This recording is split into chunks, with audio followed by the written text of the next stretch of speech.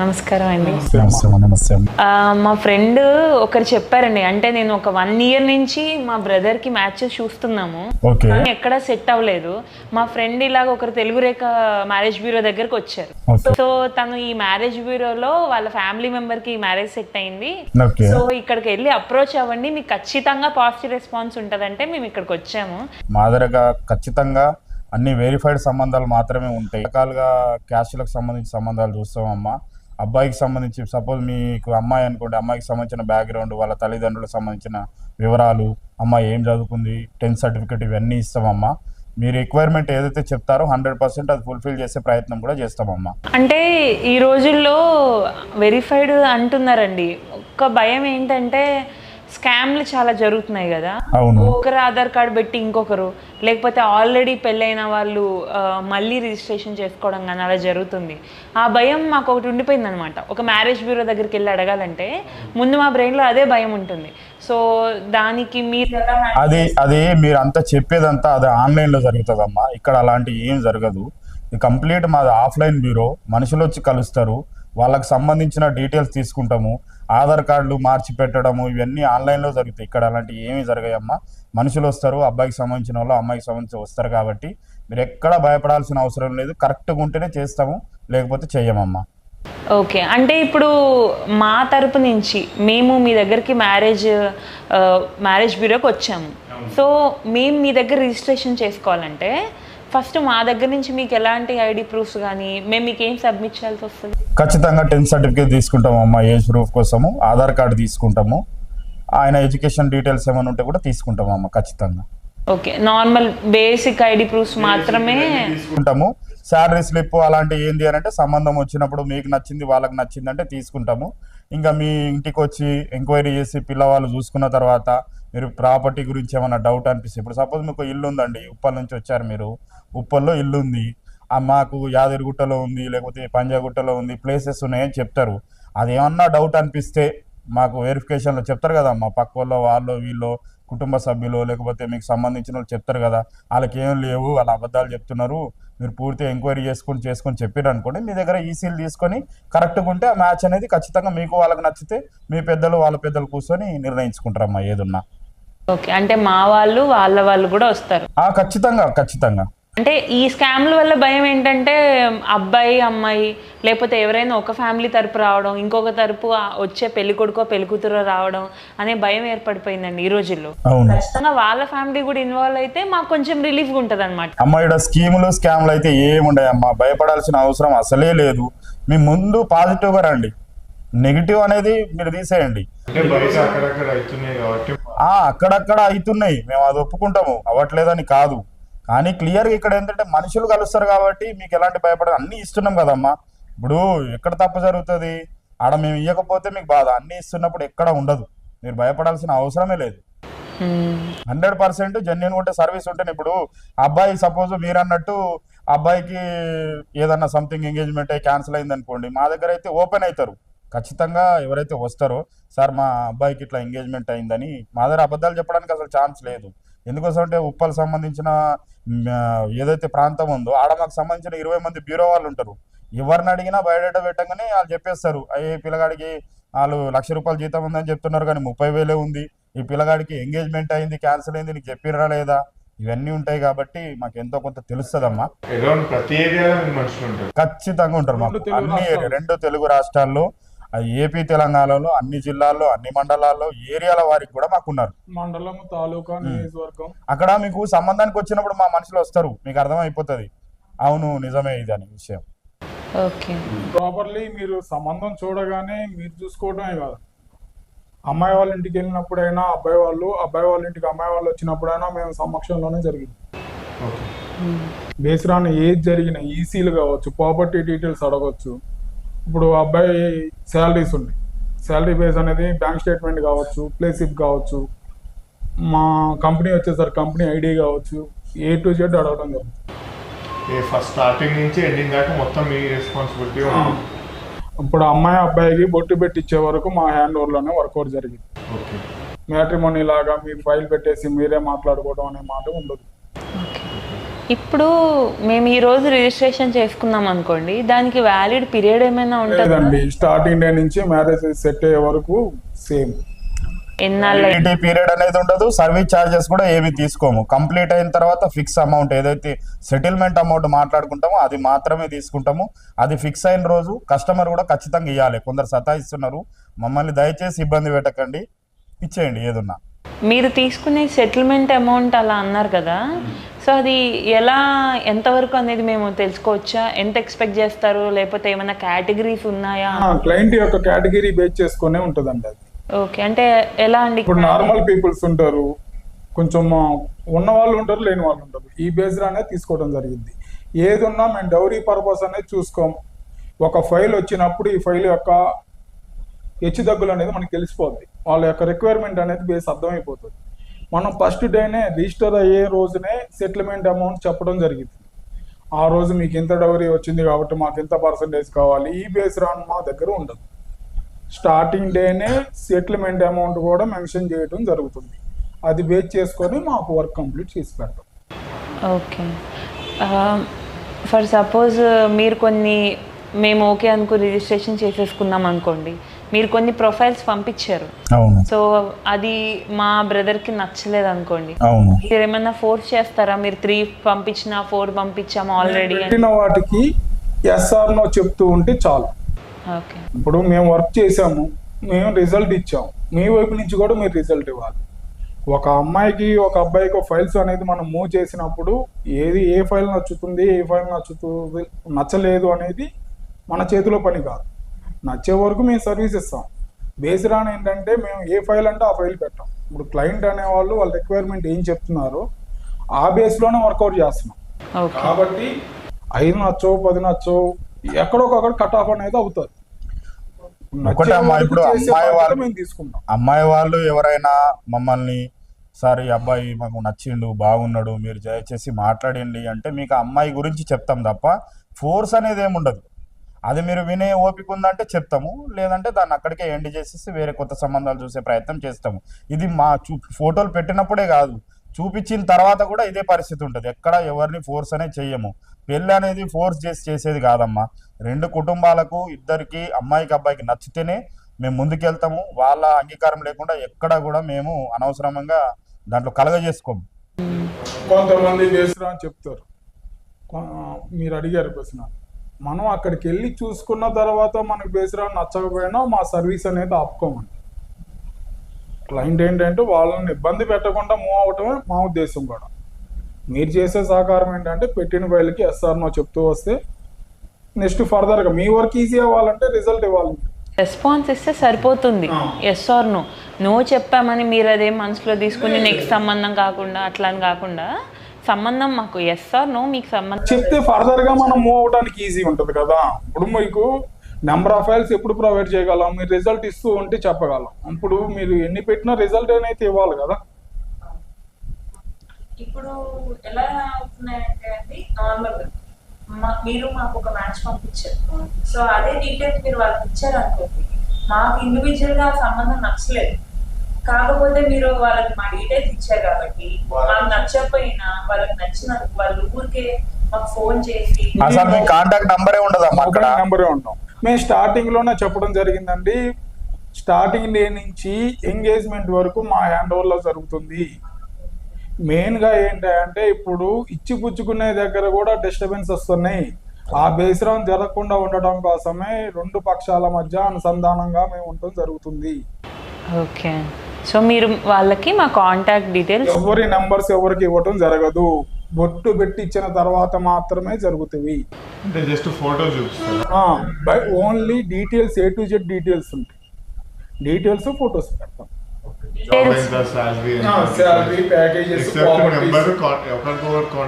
Only mobile number తప్ప remaining details అన్ని ఇస్తాం. రెసిడెంట్ ప్రూఫ్ తప్ప. మీరు పాజిటివ్ గా ఉన్నారంటే డైరెక్ట్ ఇంటికి వెళ్ళి చూస్తాం కదమ్మా, ఎక్కడంటే అక్కడ చూపించారు కదా. అంటే కొన్ని సందర్భాల్లో ఎలా అవుతుందంటే ఆ అబ్బాయికి అమ్మాయి నచ్చి ఉండొచ్చు, కాకపోతే మేము మా పెద్దవాళ్ళు కొంచెం జాతకాలు ఎక్కువ పట్టించుకుంటూ ఉంటారు, సో ఆ కారణం వల్ల కూడా మేము నో చెప్పడం జరగచ్చు. మేము అదే చేస్తామమ్మా. ఏం చేస్తామంటే మీరు ఒక ఫైల్ నచ్చారు, 2 సైడ్స్ ఓకే అనుకున్నప్పుడు వచ్చే ముందే చూసుకుంటామని చెప్పడం జరుగుతుంది. ఇప్పుడు ఎవరైనా వచ్చాక చూసుకుని వద్దనుకుండా వాళ్ళు ఇబ్బంది పడతారు కదా. ఇప్పుడు 2 సైడ్స్ 2 ఫ్యామిలీ ఒకసారి ఓకే అనుకున్న తర్వాత మళ్ళీ బ్యాక్ రావడం అంటే ఎంతో ఇబ్బంది పడతారు.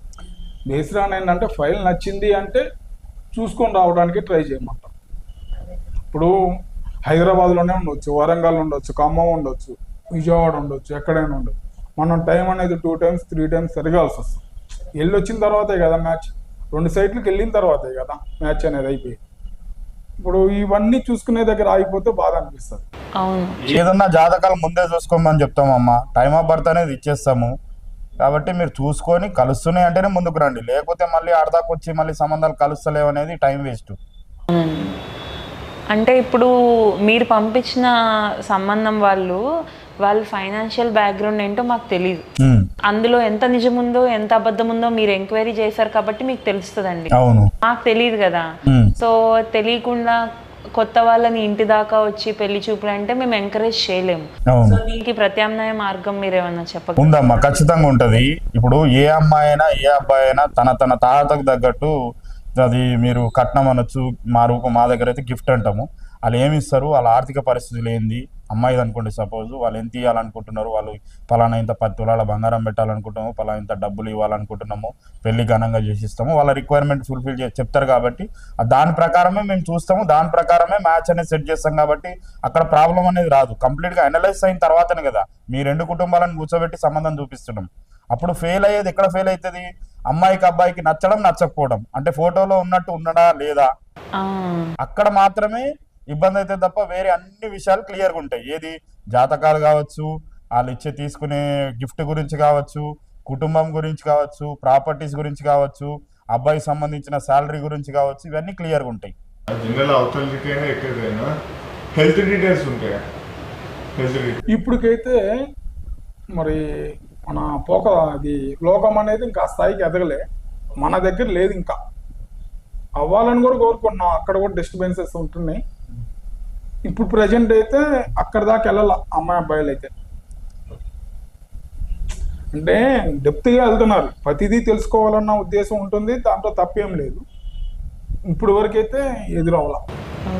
కొంతమందికి ఏమైనా ప్రాబ్లమ్స్ ఉంటే వాళ్ళే చెప్తున్నారండి, మాకు ఈ ప్రాబ్లం ఉంది. ఎందుకంటే ఎవరు డిస్టర్బెన్స్ అనేది కొని తెచ్చుకునే ఓపికలు ఎవరికి ఉండట్లేదు, కానీ జరుగుతున్నాయి బ్యాడ్ లక్. ఇప్పుడు మేమంటే ఇక్కడికి వచ్చి అప్రోచ్ అయినాం అంటే కొందరు అప్రోచ్ కాకుండా ఏమైనా ఉంటారా? అంటే వాళ్ళ ఇంటికాడ ఉండి మీరు ఏమైనా యాక్సెప్ట్? లేదు సార్, మేము తప్పనిసరిగా కలవాలి. మా బ్యూరోని సంప్రదించాలి, అమ్మాయి వాళ్ళైనా అబ్బాయి వాళ్ళైనా. మేము ఆన్లైన్లో రిజిస్ట్రేషన్ ఫీజులు కానీ ఆన్లైన్లో ఏమి కానీ చేసుకుని సర్వీస్ అనేది ఉండదు. ఇక్కడికి వచ్చిన తర్వాత మమ్మల్ని కలిసిన తర్వాత మాత్రమే మా దగ్గర రిజిస్టర్ అయితే అప్పుడు వాళ్ళకి సర్వీస్ అనేది ఇస్తాం. ఫుల్ ఫ్లెడ్జ్డ్గా మీరు ఇంత డీటెయిల్గా అడుగుతున్నారు. ఫోన్లో అడగగలరా, మేము చెప్పగలమా, మీరు అడగగలరా? 2 సాధ్యపడదు. పర్సన్ ఎప్పుడైనా మేము మ్యారేజ్ చేసుకుంటాము అన్న బేస్డ్ ఆన్ మీద మన కోసం మనం టైం తీసుకోవాలి అన్న ఉద్దేశం ఉన్న వాళ్ళు రావాలి. బేస్డ్ ఆన్ మ్యాట్రిమోనీలో ఎవరేంటో తెలియదు కదా, బేస్డ్ ఆన్ మీ దగ్గరికి అందుకే వస్తున్నాము అన్న బేస్లో మీరు మాట్లాడారు. రేపొద్దున మనం ఒక ఫైల్ మీ దగ్గర అప్రోచ్ చేయాలన్నా మీరు చూసారా అనే మాట రేపొద్దున రాకూడదు. మీ కస్టమర్ అని చెప్తున్నారు, మీరు చూసుంటారు కదా.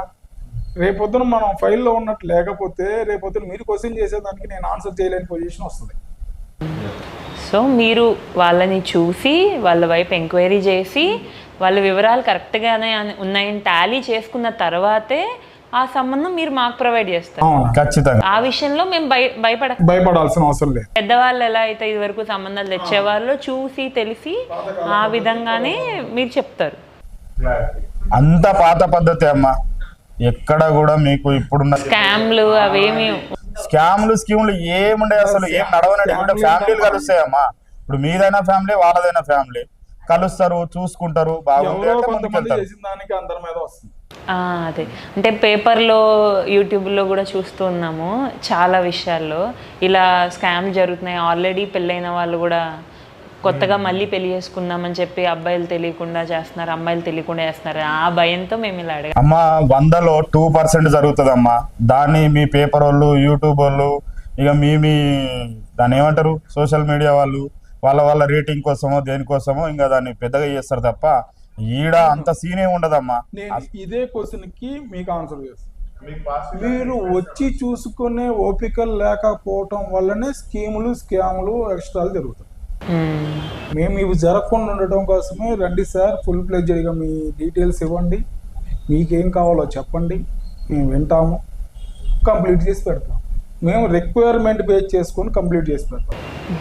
ఇప్పుడు నేను విన్నది ఏంటంటే మీ మ్యారేజ్ బ్యూరోలో ముందుగా మీ దగ్గరే పరిచయం చేపిస్తారు అబ్బాయి అమ్మాయిని అని విన్నాను. అది నిజమేనా? అవును, నిజమే. అది ఎందుకు చేపిస్తాము అని అంటే ఇరు కుటుంబాలు అమ్మాయి అబ్బాయి ఇక్కడ చూసుకుని ముందుగా చెప్పినట్టు అబ్బాయి ఎలా ఉన్నాడు అమ్మాయి ఎలా ఉన్నాడు ఇవన్నీ క్లారిటీస్ వీళ్ళకి నచ్చాలి కాబట్టి ఫస్ట్ మీటింగ్ అనేది ఇక్కడ చూసుకున్న తర్వాత రెండు కుటుంబాలకు నచ్చింది అనుకోండి, ఇంకా ముందుకెళ్ళి వాళ్ళ కుటుంబంలో వాళ్ళ ఇల్లు వాకిలు అన్ని చెక్ చేసుకొని చూసుకొని మాట్లాడుకొని చేసుకుంటారు. లేదనుకోండి, నచ్చలేదు అనుకోండి, ఇక్కడనే డ్రాప్ అయిపోతారు, ఎవరు వాళ్ళు వెళ్ళిపోతారు. ఆడపిల్ల వాళ్ళ ఇంట్రెస్ట్, ఆడపిల్ల వాళ్ళు మా ఇంటికి రావాలి అంటే వెళ్ళాల్సింది. ఇప్పుడు ఆడపిల్ల వాళ్ళకు ఉన్న ఇబ్బందులు ఉంటాయి ఏంటంటే ఈ వస్తున్నారు పోతున్నారు అన్న ఫీలింగ్ వాళ్ళకి కలిగింది అంటే బయట ఎక్కడన్నా చూద్దాం సార్ అని ఆ బేస్రాన్ని వాళ్ళు అడిగితే మాత్రమే. మగ పిల్లలు మాత్రం ఆడపిల్ల వాళ్ళు రమ్మంటే రావాల్సిందే.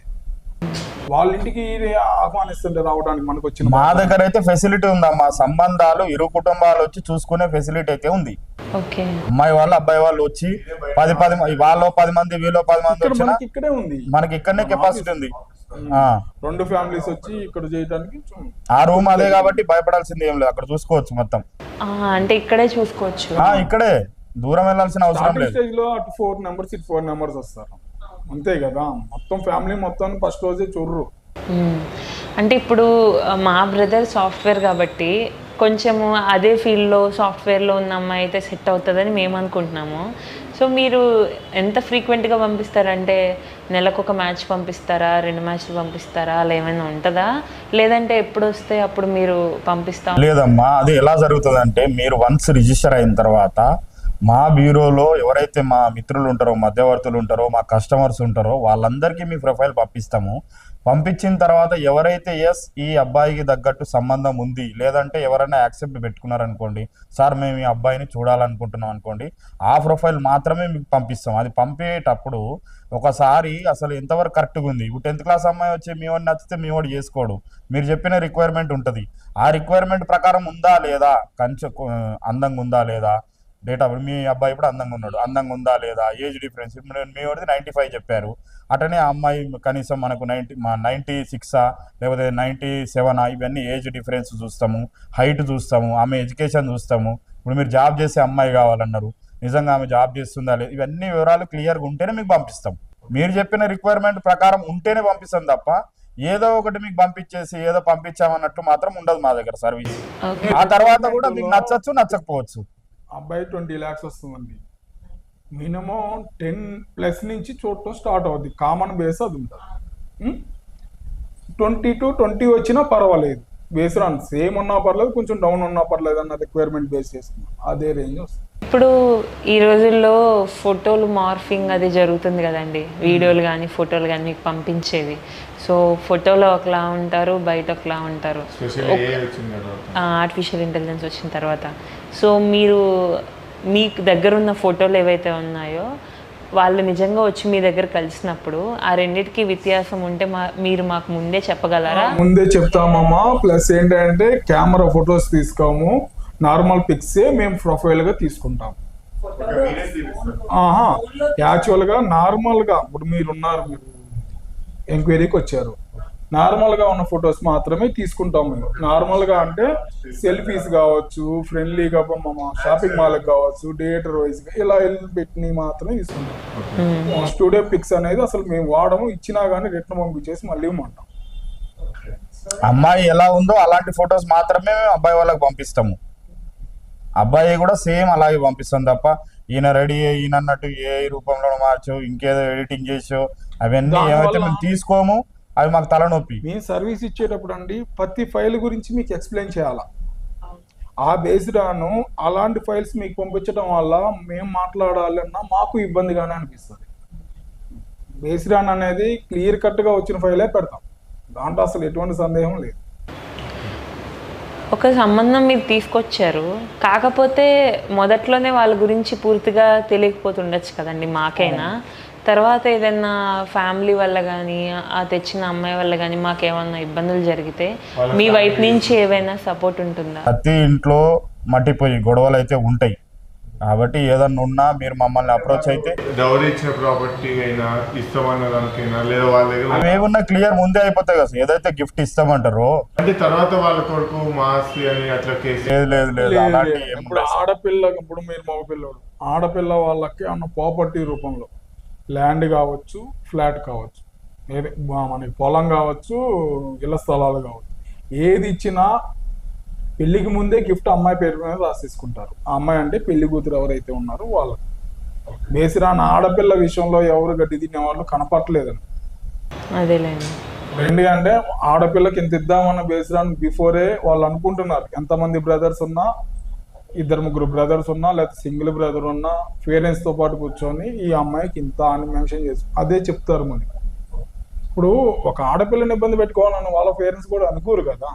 ఇప్పుడు కొంతమంది ఎలా అంటే మీకు ఈ బయోడేటా పంపించాలంటే ఇంత పంపించండి, 500 పంపించండి, ఒక బయోడేటా పంపిస్తాము, ఇంకో 500 పంపిస్తే వీళ్ళ బయోడేటాకి తో పాటు ఫోన్ నెంబర్ ఇస్తాము, అలాంటివి ఏమన్నా? మా బేసిరాన్ ఎలా ఉంటుంది అంటే అండి, రిజిస్ట్రేషన్ అయిన దగ్గర నుంచి బొట్టు పెట్టించే వరకు 2 ఫ్యామిలీస్ ఓకే అనుకొని పూలు పండ్లు చీర పెట్టే వరకు 10 పైసలు కూడా అడగ. మీరు అడగరు ఎలాంటి? ఎటువంటి ఫీజెస్ ఉండవు. Starting day fees, ending day fees, traveling charges మాత్రమే తీసుకుంటాం. అవి కూడా వాళ్ళతో పాటు వస్తాం, వాళ్ళతో పాటు వెళ్ళిపోతాం. వాళ్ళ ఒకవేళ సపరేట్ గా రండి అంటే వాళ్ళు మా ఇంటికి చూసుకోవడానికి వచ్చినప్పుడు కూడా మీరు ఒకరు ఉంటారా? ఖచ్చితంగా ఉంటాం. ఎంగేజ్మెంట్ వరకు మా హ్యాండ్ ఓవర్ లోనే ఉంటదమ్మా. మీ వాళ్ళని పంపిస్తారా? మేమైనా ఉంటాం, సార్ అయినా నేనైనా ఎవరో ఒకరు ఉంటాం. లేదంటే మా దగ్గర ఇప్పుడు మేము ఇంకా వేరే మ్యాచ్ లో ఉంటే మాకు సంబంధించిన ఎవరైతే అమ్మాయిలు ఉంటారో వాళ్ళు వచ్చి చూస్తారు. మా వైపు నుంచి అయితే సర్వీస్ ఉంటది ఎండ్ ఆఫ్ ది డే వరకు. ఓకే. ఇప్పుడు ఎన్నాళ్ళ నుంచి నడుస్తుందండి? 7th ఇయర్ కంప్లీట్ అండి. రేపు దసరా వస్తే 8th ఇయర్ స్టార్ట్. ఓకే. ఇప్పటిదాకా ఎన్ని చేసి 250+. 50+. Okay, nice. రిజిస్ట్రేషన్కి ఎంత ఫీజు తీసుకుంటారు? బేస్డ్ ఆన్ ఫైనల్ బేస్ చేసుకుని ఉంటుంది అమ్మా. అది ఎగ్జాంపుల్ కి తప్పకుండా ఒక పర్సన్ ఇక్కడికి వచ్చి చూసిన తర్వాత మీరు యాక్సెప్ట్ చేస్తారా, లేదా మీరన్నా వాళ్ళ ఇంటికి వెళ్ళి చూసిన తర్వాత యాక్సెప్ట్ చేస్తారా? ఒకవేళ నేను అబ్రాడ్ వెళ్ళిపోయిన తర్వాత ఏదైనా మీ మ్యారేజ్ బ్యూరోని కాంటాక్ట్ అప్పుడు అవ్వాలనుకున్నాను, వీడియో కాల్. అంటే ఇప్పుడు మా బ్రదర్ యుఎస్లో ఎంఎస్ఎస్ఏ ప్లాన్లో ఉన్నారు, ప్యారలల్గా జాబ్ చేస్తూ. సో ఇప్పుడు మీరు ఇతన్ని చూసారు కాబట్టి మేబీ తను ఒక 1 monthలో అటు వెళ్ళిపోయారు అనుకోండి. తర్వాత వచ్చిన మ్యాచ్కి ఓకే, పెళ్ళి కుదిరి అంతా మా వైపు వాళ్ళ వైపు ఓకే అంటే నిశ్చితార్థానికి పెళ్ళికి తప్పకుండా ఇక్కడికి వస్తారు. కానీ చూపుల వరకు మాత్రం మీరు ఏమన్నా వీడియో కాల్ ఫెసిలిటీ అరేంజ్ చేయగలిగితే, ఎందుకంటే ప్రతి సంబంధానికి రాలేరు కదా. 90% ఏంటంటే అవుట్ ఆఫ్ లో ఉన్న వాళ్ళు అక్కడ ఉన్న వాళ్ళని కోరుకోవటం ఒక రిక్వైర్మెంట్, ఇక్కడ ఉన్న వాళ్ళనైనా తీసుకెళ్ళటం అనేది సెకండ్ రిక్వైర్మెంట్. బేస్డ్ ఆన్ ఏంటి అనేది అక్కడే ఉన్నారనుకోండి, ఫోన్ నెంబర్లో మా ఇక్కడ ఫ్యామిలీస్ 2 ఫ్యామిలీస్ ఓకే అనుకుంటే అక్కడ నెంబర్స్ ఇచ్చేస్తాం. అంటే అక్కడున్న అమ్మాయిల నెంబర్లు కూడా ఇచ్చే ఫెసిలిటీ మీ దగ్గర ఉంది? నెంబర్స్ ఇవ్వటం అంటే ఎలా అంటే అమ్మా, ప్రజెంట్ ఇక్కడ మీరు ఫైల్ ఓకే చేసుకున్నారు, మీకు అమ్మాయి నచ్చింది, అమ్మాయికి అబ్బాయి నచ్చారు, ఈ 2 జరిగిన తర్వాత ఇక్కడ ఫ్యామిలీస్ ఉంటాయి. ఫ్యామిలీస్ ఒకళ్ళ ఇంటికి ఒకళ్ళు వెళ్ళి చూసుకోవటం, మాట్లాడుకోవటం, పద్ధతులు చూసుకోవటం, ఇవన్నీ ఓకే అనుకున్న తర్వాత అక్కడ వాళ్ళ పేరెంట్స్ యొక్క అంగీకారంతో నెంబర్ ఇవ్వటం జరిగింది. ఓకే, ముందే ఎలాగా ఎటువంటి నెంబర్ ఇవ్వటం సాధ్యపడదు. అది అమ్మాయికి అబ్బాయికి ఇష్టమైతేనే, తల్లిదండ్రులకు ఇష్టమైతేనే ఇస్తాం. వాళ్ళు ఓకే అనుకున్న తర్వాత. ఒకవేళ మా ఫ్రెండ్ ఒకరు ఉన్నారండి, అయితే తనకి మ్యారేజ్ అయ్యి ఒక 4 years అయింది, ఒక చిన్న పాప. సో ప్రమాదవశాత్తు వాళ్ళ హస్బెండ్కి ఒక యాక్సిడెంట్లో సడన్గా చనిపోయారు. సో తను ఒక్కటి పోషించుకుంటూ ఇలా లాంగ్ లైఫ్ ఉంది. చిన్న పాపకైనా తనకైనా ఒక మగదిక్కు అనేది ఉంటే వాళ్ళకి సాయం ఉంటుంది కదా, పేరెంట్స్ దగ్గర ఎన్నాళ్ళని ఉంటుంది అని అనుకుంటున్నాము. తన అభిప్రాయంలో కూడా తప్పులేదు, తనకి ఇంకొక అవకాశం లేదు. సో అలాంటి వాళ్ళకి మీరు ఏమైనా సహాయపడతారా? మీ సైడ్ మీరు అలా కూడా మ్యాచెస్ చూస్తారు. వయసు చిన్నది కాబట్టి, ఎంత అమ్మ వయసు? అమ్మాయికి 26-27 అనుకుంటే వయసు చిన్నదైతే ఖచ్చితంగా అమ్మాయి పెళ్లి చేసుకోవచ్చు. అలా చేసుకునే అబ్బాయిలు కూడా ఉన్నారు ఇప్పుడున్న కాలంలో. కాబట్టి మనం ఆ పిల్లకి కూడా పెళ్లి చేద్దాం. అమ్మాయిని రమ్మని చెప్పండి, ఆమె రిక్వైర్మెంట్స్ ఏమున్నా ఫుల్ఫిల్ చేసే ప్రయత్నం అయితే చేద్దాం. ముందు మెయిన్ వాళ్ళకి కావాల్సింది ఏంది, పాప ఉంది కాబట్టి పాపను చూడాలని అంటది. కాబట్టి ఆ పాపను చూసే అబ్బాయి ఎవరైతే ఉంటారో అలాంటి అబ్బాయిని చూసే పెళ్లి చేద్దాం. ఇంకెవరికో ఉంటుంది కదమ్మా. Thank you. అంటే ఎప్పటి నుంచో అదొక బాధ ఉండిపోయింది మాకు కూడా. బెస్ట్ ఫ్రెండ్ కదా, సో తను అలా ఉండిపోతుంది, తనకంటూ ఒక తోడు లేదు, సపోర్ట్ లేదు అంది. బట్ ఆ భయం లేకుండా మీరు ఇలాంటి మంచి ఆన్సర్ చెప్పడం మాకు నిజంగా ఇప్పుడు అలానే కాదమ్మా, చిన్నపిల్లలనే కాదు, 26, 30 అనే కాదు, తోడుని రాని 55, 60 బేస్లో కూడా ఇప్పుడు తోడుని రాని ప్రతిదీ మ్యారేజ్ అంటే ఒకే వేలో చూడకూడదు. తోడు పర్పస్ కూడా మేము వర్కౌట్ చేసి పెట్టినవి చాలా ఉన్నాయి. అవన్నీ సైలెంట్గా జరుగుతాయి.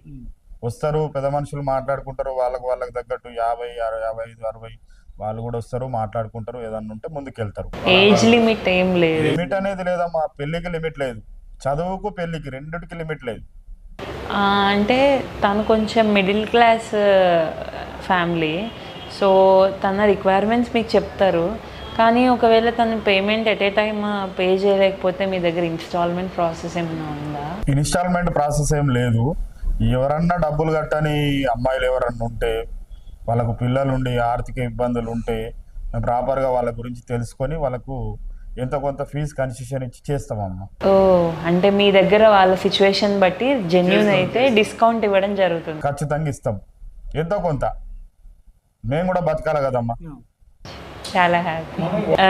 మాకు చాలా సంతోషంగా అనిపించిందండి. అంటే మేము ఇక్కడికి వచ్చినప్పుడు ఒక భయంతో వచ్చాం, ఏదో మ్యారేజ్ బ్యూరో అంటున్నారు, బయట స్కామ్లు ఉన్నాయి, అవి ఇవి ఉన్నాయి, మా తమ్ముడికి ఎలా ఇవన్నీ నమ్మచ్చా వెళ్ళొచ్చా అనండి. కానీ తమ్ముడు, ఇది మన వాళ్ళు తెచ్చిన సంబంధంలాగా నాకు అనిపిస్తుంది. ఎందుకంటే మీరు కూడా ఎంక్వైరీ చేస్తున్నారు, అవతల వాళ్ళని తెలుసుకుంటున్నారు, లేకపోతే వాళ్ళ అభిప్రాయం తీసుకుంటున్నారు, ఆ తర్వాతే మనకిస్తున్నారు. కాబట్టి మేము నిజంగా చాలా సాటిస్ఫై అయ్యామండి. అలానే మీరు మాకు పంపించిన తర్వాత కూడా టైం ఇస్తున్నారు. అంటే వెంటనే చెప్పండమ్మా అని రోజుకి 10 సార్లు మనకు ఫోన్ చేయరంట. సో మనం కూడా 2-3 రోజులు టైం తీసుకుని ఇంట్లో వాళ్ళతో మాట్లాడి వాళ్ళకి మనకి ఓకే అనుకుని, పెద్దవాళ్ళ జాతకాలంటే అవి కూడా చూపించుకుందాం, అవి అనుకుని ముందుకెళ్ళడానికి మీరు మాకు టైం ఇచ్చారు. అలానే ముందే మమ్మల్ని ప్రతి ప్రొఫైల్కి డబ్బులు కట్టండమ్మా అని మీరు మమ్మల్ని అడగట్లేదు. మాకు నచ్చింది ఏంటంటే మీరు పెళ్ళి కుదిరాక కట్టండమ్మా, అప్పటిదాకా వద్దు అంటున్నారు. అంటే మనం ఎస్టిమేట్ చేయలేం కదండి, తర్వాత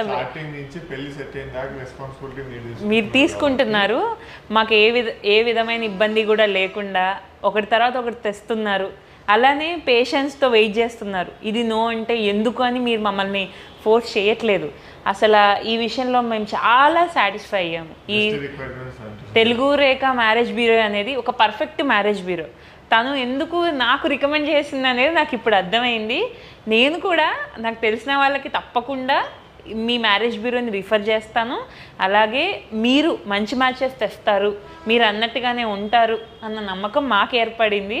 అదే నమ్మకం వేరే వాళ్ళకు కూడా ఏర్పడాలని మేము అనుకుంటున్నాము. థ్యాంక్ యూ సో మచ్ అండి. రిజిస్ట్రేషన్ చేసుకోవాలనుకుంటున్నాము.